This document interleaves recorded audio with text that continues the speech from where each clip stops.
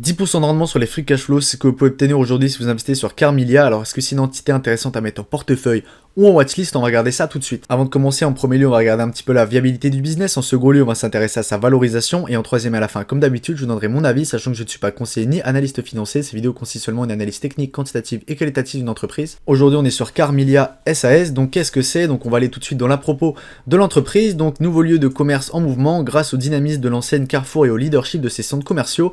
Carmilia propose aux enseignes et aux commerçants une offre différentielle pour renforcer leur attractivité tout en répondant aux attentes des clients. Donc troisième société cotée de centres commerciaux en Europe. Donc en premier, évidemment pour aller trouver les Unibail, etc. Donc elle a été créée par Carrefour et de grands investisseurs institutionnels pour valoriser les centres commerciaux attenant aux hypermarchés Carrefour en France, Espagne et en Italie. Donc ce portefeuille est constitué de 202 centres commerciaux, pour la plupart leaders dans leur zone de marchandises, bénéficiant de l'enseigne Carrefour et d'une clientèle fidèle et régulière. Donc là vous le voyez à ce niveau là, il y a Cultura, il y a du Carrefour, etc. Donc c'est extrêmement gros. Là au bas, le cœur du commerce, donc les lieux de commerce Carmilia sont de véritables cœurs de ville autour des hypermarchés Carrefour, accessibles et évolutifs, et proposent une expérience omnicale adaptée au mode de consommation et combinant le meilleur commerce physique et digital. Donc est-ce que le centre commercial effectivement va être quelque chose qui va être valorisé dans les prochaines années? On sait que les hypermarchés c'est quelque chose qui diminue de plus en plus. On sait que forcément Carrefour, même si c'est une des enseignes les mieux gérées en termes françaises, qui a pu effectivement s'implanter donc en Espagne et en Italie, c'est-à-dire en Europe, là où donc Carrefour est toujours présent. On va essayer d'un petit peu maintenant de regarder les chiffres. Là on a vu que si effectivement les centres commerciaux est quelque chose qui vous intéresse, effectivement vous pouvez aller vous intéresser à Carmilia. Aujourd'hui on est sur un PER qui est à 23 à peu près, donc on a pu avoir des baisses substantielles, on a pu avoir là par exemple un PER de 9 et ensuite une augmentation, c'est-à-dire que notre bénéfice net a diminuer. Donc on va essayer de le voir ici. Donc dans notre compte de résultats en termes annuels, on a un revenu total qui augmente, donc ça c'est parfait. On a un profit brut qui augmente aussi, ça c'est parfait. On a des dépenses d'exploitation qui sont quand même assez stables, même si elles ont pu augmenter de manière assez importante, même si en termes de pourcentage on est peut-être au-dessus du revenu total, mais en termes de revenu net, on est à peu près sur un bon niveau. Donc je ne sais pas si Carmilia est représenté comme une REITs ou pas, en tout cas en France. En termes de dividendes, on va essayer de le regarder ici, on est à peu près sur un ratio de paiement à 76%, donc potentiellement on est en dessous du bénéfice net, donc on va essayer quand même de le voir ici en annuel. Donc on a une estimation du bénéfice net qui devrait croître à peu près de pas énormément, mais on devrait avoir à peu près un 5 à 10% en moyenne. On a un rendement du dividende indiqué à peu près 7%, c'est-à-dire qu'aujourd'hui si on verse la totalité des bénéfices nets attendus en 2026, on a à peu près un 10 voire un 11% de rendement.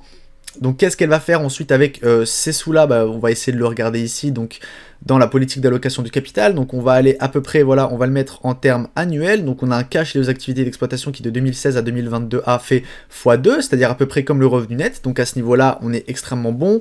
Cash et aux activités d'investissement, alors qu'est-ce qu'on fait? Est-ce qu'on achète des entreprises? On voit qu'on a à peu près de la vente. Est-ce qu'on achète des placements, étant donné que c'est une entreprise qui doit continuer d'avoir des centres commerciaux? Donc on voit qu'effectivement c'est le cas. Vente de maturité des biens, c'est pas le cas, c'est-à-dire qu'on garde toujours nos centres commerciaux.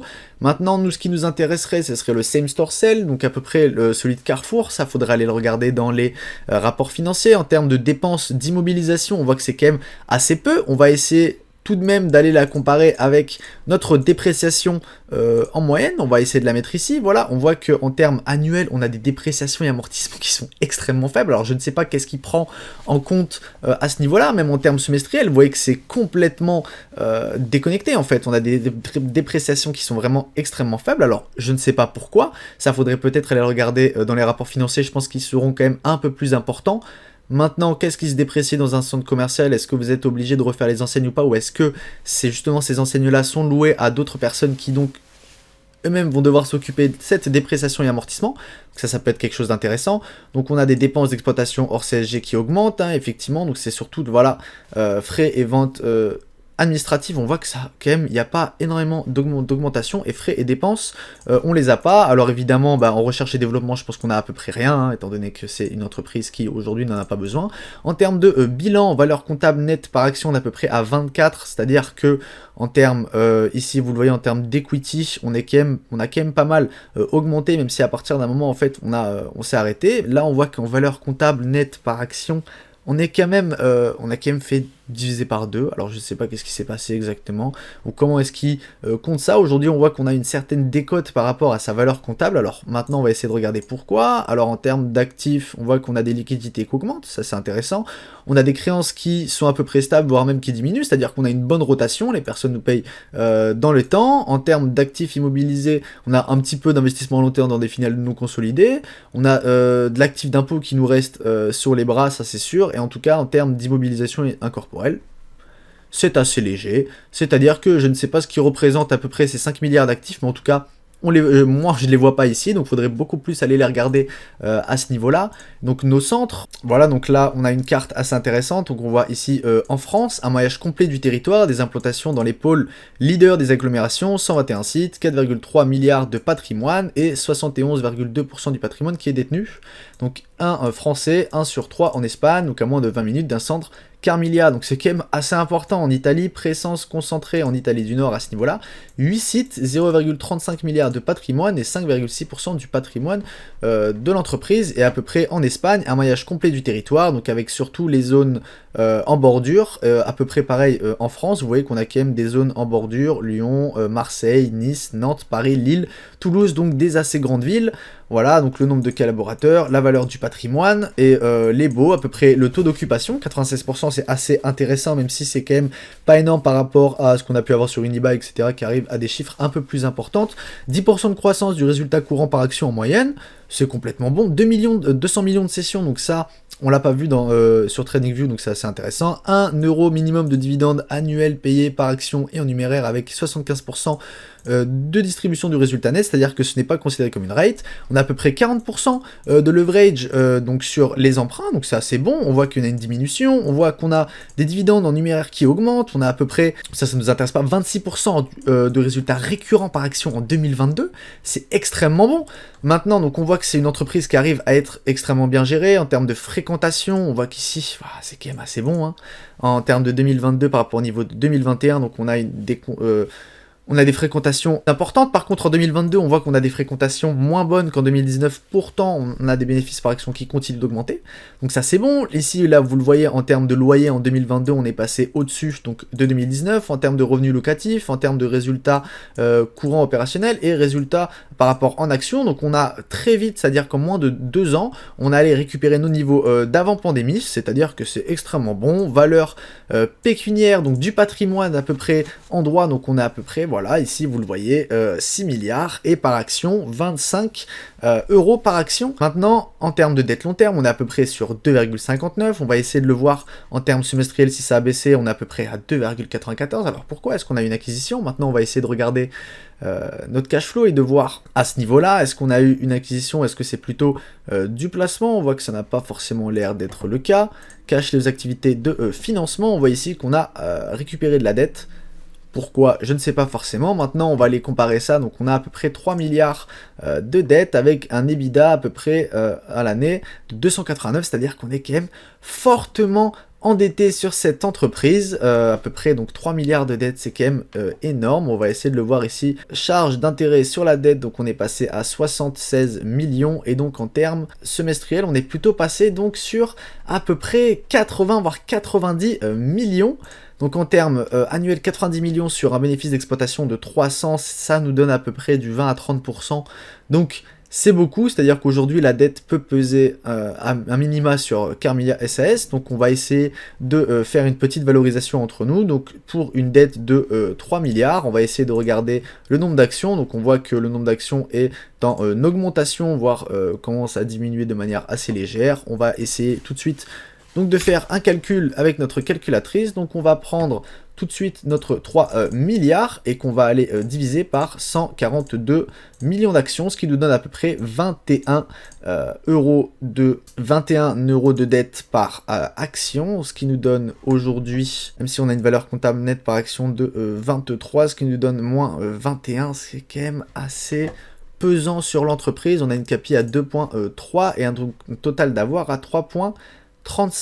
On a à peu près donc 50 euros par action en termes d'actifs et à peu près 25 euros par action en termes de passifs. Maintenant, on va s'intéresser à la valorisation de l'entreprise. En termes annuels, on a des ratios coûts-bénéfices qui sont quand même assez faibles. Aujourd'hui, on est sur un ratio un peu plus important parce que apparemment On a eu donc dans notre compte de résultat un revenu net un petit peu plus en berne, ici on le voit là. Alors pourquoi? Est-ce que, ici voilà, on l'a vu, les revenus hors exploitation ont été extrêmement vaches, donc produits et charges exceptionnelles. Peut-être qu'on a eu de la dépréciation en plus, etc. Peut-être que la dépréciation se met dans les produits et charges exceptionnelles, donc ça peut être des tricks comptables pour pas avoir de la dépréciation extrêmement forte là-haut dans les coûts des marchandises. Maintenant, nous, ce qui nous intéresserait, ça serait à peu près un médian, donc en termes de revenu net médian, on voit que même notre revenu net baisse de manière substantielle, donc on va prendre à peu près une médiane, donc je pense qu'on pourrait s'établir à peu près sur un 150 millions de revenus nets. On va essayer de le diviser par le nombre d'actions, donc ce qui nous donne à peu près un 150 millions divisé par 142 millions d'actions, 1,05€ en bénéfice, ce qui nous donne à peu près voilà 1,56, donc on pourrait à peu près nous donner 1€ en moyenne par action. C'est ce qu'on nous verse en dividendes, c'est-à-dire que bon, c'est pas forcément extrêmement intéressant, mais là vous le voyez ici, le rendement des capitaux investis et le rendement des capitaux propres sont tellement faibles, donc là après on est en semestriel, mais vous le voyez ici, en fait, on s'est fait manger, on s'est fait défoncer par le Covid, avec des rendements de capitaux propres extrêmement bas, on a eu des marges brutes qui ont pu diminuer, on a eu des marges opérationnelles qui ont diminué, même si, là vous le voyez en 2022, on était reparti sur quelque chose d'assez important, là vous le voyez, les marges brutes donc sont quand même stables, même si elles sont un petit peu en augmentation, on voit que ça fluctue énormément, donc il faut aller quand même prendre beaucoup plus une médiane en termes de marge brute, marge EBITDA et marge nette pour comprendre un petit peu et faire une valorisation de cette entreprise, même si aujourd'hui je pense que Carmila a l'air valorisé à peu près à son juste prix. Je pense pas qu'il pourrait y avoir une certaine croissance, sauf si vous le pensez et que vous avez écouté les conférences call et voilà, donc vous avez comparer le DU, etc. Donc là, vous le voyez, la stratégie de l'entreprise.